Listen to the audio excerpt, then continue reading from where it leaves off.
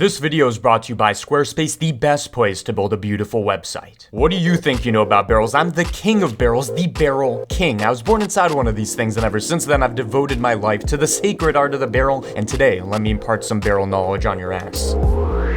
With Blender open, replace the cube with a cylinder, which we can stretch, scale, loop cut, and bevel to get the general shape, and with some extra loop cuts, just extrude and bevel those regions to get the metal rings, which we can assign to a second material to control the wood and metal individually. Now, believe it or not, the rest of what makes this look like a barrel is done completely procedurally with shading, using a technique pretty similar to my wooden plank tutorial. So, ideally, when we're done wrangling all these nodes and what have you, we will have complete procedural control over parameters like the number of planks, wood variation, and a whole bunch of other stuff that, well, makes my little barrel heart just, expand.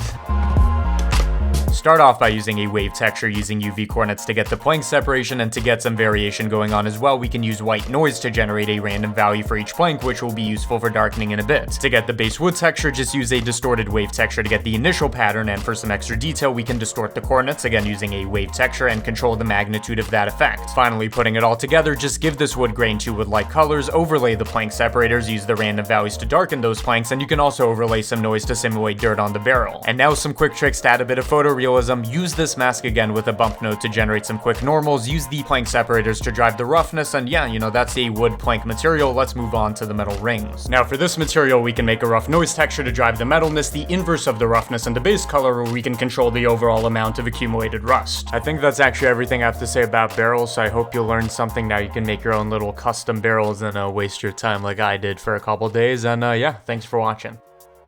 Thanks for making it to the end of the tutorial, and this one is sponsored by Squarespace. And Squarespace, for those of you who didn't know, is a platform to make websites that are professional, they're clean, and you don't need to do any of the coding, so you just take a template, modify it a bit, and you have a great looking website. In fact, my website, www.cgmatter.com, is made with Squarespace, and I personally love it. Some things you might want to know is that Squarespace offers analytics, so you can track how many people are going to your website, traffic type information, also email campaigns, so you can send out your personal or brand message using a email campaign. And while Squarespace is already affordable at an annual subscription at less than $10 a month, I'm about to make that deal a whole lot sweeter. If you click my link in the description, you can save 10% off your first purchase of a website or domain.